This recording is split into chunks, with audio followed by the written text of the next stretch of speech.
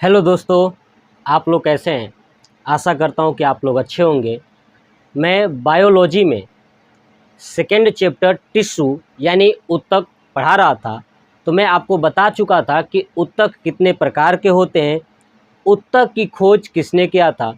ठीक है, ऊतक जो है कि किस से बनता है, कैसे ऊतक का निर्माण होता है, पूरा डिटेल्स में टिश्यू यानी ऊतक वाले चैप्टर में डिस्कशन कर चुका हूँ। ठीक है, तो मैं बताया था कि ऊतक जो है कि दो प्रकार की होती है, एक होता है प्लांट टिश्यू और एक होता है एनिमल टिश्यू, है ना। यानी प्लांट टिश्यू क्या होता है, ऐसे ऊतक जो पौधों के अंदर पाया जाता है उसे हम प्लांट टिश्यू बोलते हैं। और एनिमल टिश्यू क्या होता है कि ऐसा ऊतक जो जानवरों के अंदर पाया जाता है उसे हम एनिमल टिश्यू कहते हैं। ठीक है, तो इस वीडियो में पूरा मैं प्लांट टिश्यू का विस्तृत वर्णन करने वाला हूं। उसके बाद एनिमल टिश्यू हम लोग पढ़ेंगे नेक्स्ट पार्ट में।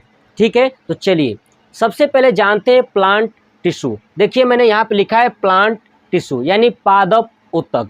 तो मैंने बता दिया कि पादप ऊतक क्या होता है, ऐसा ऊतक जो पौधों के अंदर पाया जाता है या जिस पौधों के अंदर इसका निर्माण होता है ऊतक का, उसे क्या कहते हैं, प्लांट टिश्यू यानी पादप ऊतक।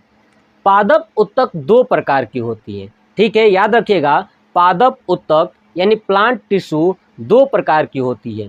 पहला परमानेंट टिश्यू यानी अस्थाई ऊतक। ठीक है, दूसरा मेरिस्मेटिक टिश्यू यानी विभाज्योतक ऊतक। अरे समझ में, देखिए परमानेंट टिश्यू क्या होता है और मेरिस्मेटिक क्या होता है, इस वीडियो में पूरा डिटेल से आपको समझाने वाला हूं। चलिए सबसे पहले पढ़ते हैं परमानेंट टिश्यू यानी अस्थाई ऊतक। देखिए परमानेंट टिश्यू जो है कि किसे कहते हैं, ऐसा ऊतक जिसके अंदर कोई भी कोशिका का विभाजन नहीं होता है उसे हम परमानेंट टिश्यू यानी अस्थाई ऊतक कहते हैं। मतलब कि इसके अंदर कोई भी कोशिका का विभाजन नहीं होता है, इसलिए इसे परमानेंट टिश्यू कहा जाता है। परमानेंट टिश्यू दो प्रकार की होती हैं। कितने प्रकार की? दो प्रकार की। पहला सिंपल टिश्यू यानी सरल ऊतक और दूसरा कॉम्प्लेक्स टिश्यू यानी जटिल ऊतक। ठीक है, तो चलिए पहला पढ़ते हैं सिंपल टिश्यू यानी सरल ऊतक कहते किसे हैं।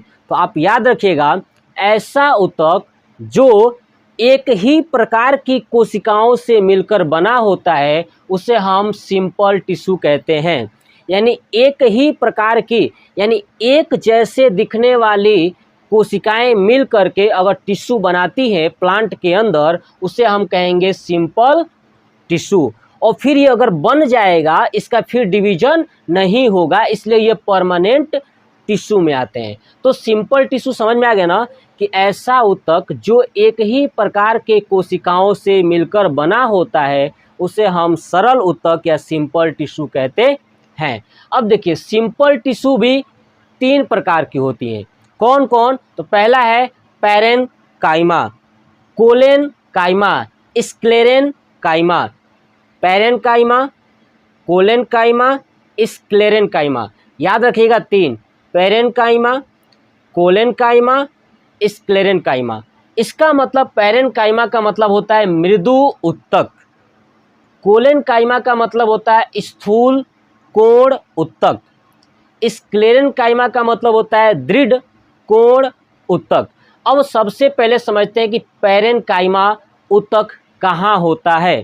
तो पौधे के उस भाग में पाया जाता है जो तना होता है और जड़ होता है। यानी पौधे के जड़ एवं तना वाले भाग में जो ऊतक होती है वो होती है पैरेनकाइमा यानी मृदु ऊतक।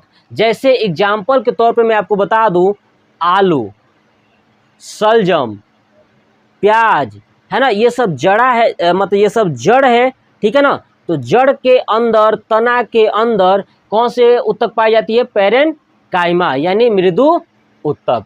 दूसरा आता है कोलेनकाइमा यानी स्थूल कोण।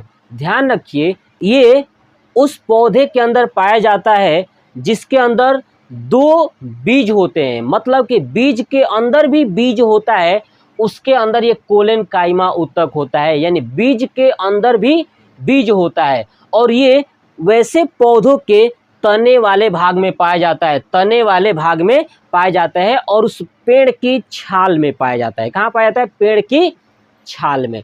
देखिए, तो कोलेन काइमा का मैं अगर एग्जाम्पल बताऊं, जैसे आप देखिए कटहल, है ना, कटहल, कटहल का अगर आप बीज देखेंगे तो कटहल के बीज जो होता है ना, उसके ऊपर एक छिलका होता है, और छिलके को हटाएंगे तो नीचे एक बीज मिलेगा, यानी उसमें कौन सा है? कोलेन काइमा उत्तक। आ समझ में? ऐसे ही आम, आम का जो है ना, आम के अंदर जो बीज होता है, अगर उसकी गुठली को तोड़ेंगे तो उसके अंदर एक और बीज निकलेगी, मतलब कि आम के अंदर जो तना है और उसकी छाल है, उसके अंदर कौन सी उत्तक है? कोलेन काइमा। समझ में आ गया ना? तो सिंपल टिश्यू कितने प्रकार की थी?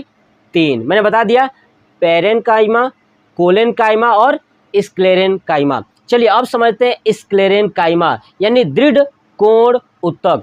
सबसे पहले यह याद रखिएगा, नाम लिखा है दृढ़ कोण, ठीक है ना, दृढ़ कोण। इसका मतलब ये होता है कि जो बीज होते हैं, ऐसे बीज जिसका बाहरी खोल मजबूत होता है, उसके अंदर ये स्क्लेरेन काइमा उत्तक होता है। जैसे मैंने बता दूं कि बादाम, बादाम के बाहर का जो खोल होता है, अखरोट देखे ना, अखरोट, अखरोट के बाहर का जो खोल मजबूत होता है, हार्ड होता है, वो कौन सा होता है? स्क्लेरेन काइमा, यानी दृढ़ कोण, ठीक है। तो इसीलिए इसका जो बाहर का दीवार है, यानी सेल वॉल है, उसके ऊपर लिग्निन पाया जाता है। क्या पाया जाता है? लिग्निन, जिसके कारण वो हार्ड हो जाता है, कठोर हो जाता है। आगे समझ में? तो ये पौधों के विभिन्न अंगों की सुरक्षा करता है, कठोरता प्रदान करता है पौधों को और सुरक्षा करता है, ठीक है। बीज के आवरण का निर्माण करता है, मैंने बताया बीज के ऊपर एक कवर निर्माण करता है ताकि बीज को सुरक्षा प्रदान हो सके। तो ये क्या था हमारा? Simple tissue. सिंपल टिश्यू कितने प्रकार की? पेरेन काइमा, कोलेन काइमा और स्क्लेरेन काइमा, मैंने बता दिया। चलिए अब हम लोग जानते हैं दूसरा, कॉम्प्लेक्स टिश्यू, यानी कॉम्प्लेक्स टिश्यू यानी जटिल उत्तक। बता दूं कि जटिल उत्तक जो है कि 2 प्रकार की होती है, एक होता है जाइलम, ठीक है, देखिए मैंने लिखा है जाइलम, और दूसरा होता है फ्लोएम। क्या होता है? फ्लोएम। देखिए जो जाइलम होता है ना, ये क्या काम करता है कि पौधों के जड़ से पानी को लेकर के पौधों के विभिन्न अंगों तक पहुंचाता है। कौन? जाइलम, है ना। याद रखिएगा कि जाइलम क्या करता है कि पानी को पौधों के जड़ से लेकर के, है ना, जमीन से लेकर के और पौधों के विभिन्न भागों तक पहुंचाता है, वो क्या होता है? जाइलम। जाइलम को हम लकड़ी भी कहते हैं, वुड कहते हैं। क्या कहते हैं? वुड कहते हैं। दूसरा आता है फ्लोएम, यानी दूसरा होता है फ्लोएम। फ्लोएम क्या करता है कि जो पौधे अपना भोजन बना लेते हैं, उस भोजन को पौधों के विभिन्न भागों तक पहुंचाने का काम जो उत्तक करता है, वो होता है फ्लोएम। तो आप याद रखिएगा, जाइलम से याद रखिए, जाइलम से जड़ और जड़ से पानी को लेके पहुंचाता है उत्तक, कौन सा होता है? जाइलम। अब फ्लोएम से याद रखिएगा फल, यानी बने हुए भोजन को पौधों के विभिन्न भागों तक पहुंचाने का काम जो उत्तक करता है, वो कौन करता है? फ्लोएम। तो ये था हमारा प्लांट टिश्यू के परमानेंट के अंदर, यानी परमानेंट टिश्यू हमने पूरा कंप्लीट कर लिया। अब हम लोग पढ़ते हैं मेरिस्मेटिक टिश्यू, यानी विभाज्य उत्तक, उत्तक, ठीक है ना। यानी हम लोग पढ़ने वाले हैं विभाज्य उत्तक, उत्तक के बारे में, यानी ऐसा उत्तक जिसके अंदर कोशिकाओं का विभाजन होता है, उसे हम मेरिस्मेटिक यानी विभाज्य उत्तक, उत्तक कहते हैं। मैंने लिखा भी है कि कोशिका विभाजन होता है, ठीक है। और जो मेरिस्मेटिक टिश्यू होता है ना, ये कोशिकाओं को यानी पौधों को आकार प्रदान करता है कि उन्हें किस आकार का होना चाहिए, ये मेरिस्मेटिक टिश्यू डिसाइड करता है। इसके पहले हम लोग पढ़े थे परमानेंट टिश्यू, ठीक है। परमानेंट टिश्यू 2 प्रकार के, सिंपल टिश्यू और कॉम्प्लेक्स टिश्यू। मैंने बताया था सिंपल टिश्यू क्या होता है, जो एक ही प्रकार की कोशिकाओं से मिलकर बना होता है, और जो कॉम्प्लेक्स टिश्यू होता है वो विभिन्न प्रकार की कोशिकाओं से मिलकर बना होता है, ठीक है। उसके बाद मैंने सिंपल टिश्यू का 3 बताया था, पेरेनकाइमा, कोलेनकाइमा, स्क्लेरेनकाइमा। उसके बाद कॉम्प्लेक्स टिश्यू का मैंने बताया था जो 2, जाइलम और फ्लोएम। ये डिटेल्स कंप्लीट कर चुके थे। अब हम लोग जानते हैं कि मेरिस्मेटिक टिश्यू यानी जो विभाज्य उत्तक है, उत्तक वो कितने प्रकार की होती हैं। तो वो 3 प्रकार की होती हैं। देखिए, apical meristematic tissue, intercalary meristematic tissue, lateral meristematic tissue. ध्यान सुनिए, यह है एपिकल मेरिस्मेटिक टिश्यू, यानी इसको हिंदी में बोलते हैं शीर्ष विभाज्योतक उत्तक। मतलब कि ऐसा उत्तक जो पौधों के शीर्ष में पाया जाता है, जहां पौधे लास्ट खत्म हो रहा है ना, उसका सर, पौधों का सर, शीर्ष, उसमें पाया जाता है। देखिए, पौधों के शीर्ष भागों में पाया जाता है कौन सा उत्तक? एपिकल मेरिस्मेटिक टिश्यू, यानी शीर्ष विभाज्योतक उत्तक जो है कि पौधों के शीर्ष में पाया जाता है। इसका काम क्या है कि पौधों के लंबाई को बढ़ाता है। क्या करता है? पौधों के लंबाई को बढ़ाता है, यानी पौधे कितने लंबे हो रहे हैं, वो जो उत्तक बढ़ाने का काम करता है वो है एपिकल मेरिस्मेटिक टिश्यू। दूसरा आता है इंटरकैलरी मेरिस्मेटिक टिश्यू, जिसको हिंदी में कहते हैं अंतर्वेशीय विभाज्योतक। क्या कहते हैं? अंतर्वेशीय विभाज्य उत्तक। देखिए, इंटरकैलरी मेरिस्मेटिक टिश्यू क्या कहता है? यह प्लांट के अंतर्वेशीय भाग में पाया जाता है। किस भाग में? प्लांट के अंतर्वेशीय भाग में पाया जाता है। इसका काम ये होता है कि जो पौधे हैं, पौधों की जो शाखाएं हैं, ब्रांच है, उसकी लंबाई में वृद्धि कराता है। ठीक है, ध्यान सुनिए, ऊपर जो था ना, ये पौधों की लंबाई बढ़ाता है, और दूसरा जो इंटरकैलरी मेरिस्मेटिक है, ये उनकी शाखाएं, ध्यान सुनिए, ये लंबाई है और ऐसे शाखाएं जो उनमें ब्रांचेज निकल रही है, अलग अलग तना निकल रहा है, उसकी लंबाई को बढ़ाने का काम कौन करता है? अंतर्वेशीय विभाज्योतक, यानी इंटरकैलरी मेरिस्मेटिक टिश्यू का काम है उनकी जो शाखाएं हैं, शाखाओं को बढ़ाने में, और पौधों की लंबाई बढ़ाने में एपिकल मेरिस्मेटिक टिश्यू काम में आता है। तीसरा आता है टिश्यू लेटरल मेरिस्मेटिक टिश्यू, यानी लेटरल मेरिस्मेटिक टिश्यू, जिसको हिंदी में बोलते हैं पार्श्व विभाज्योतक उत्तक, यानी पार्श्व। पार्श्व मतलब कि आप सुनिए, पार्श्व मतलब याद रखिएगा आस पास, पार्श्व मतलब कि आस पास। इससे क्या होगा कि देखिए, ये जड़ तथा तना के किनारों पर पाया जाता है, यानी पौधे का जो जड़ है और तना है उसके किनारों पर पाया जाता है कौन सा उत्तक? लेटरल मेरिस्मेटिक टिश्यू, यानी जड़ तथा तना के किनारों पर पाया जाता है।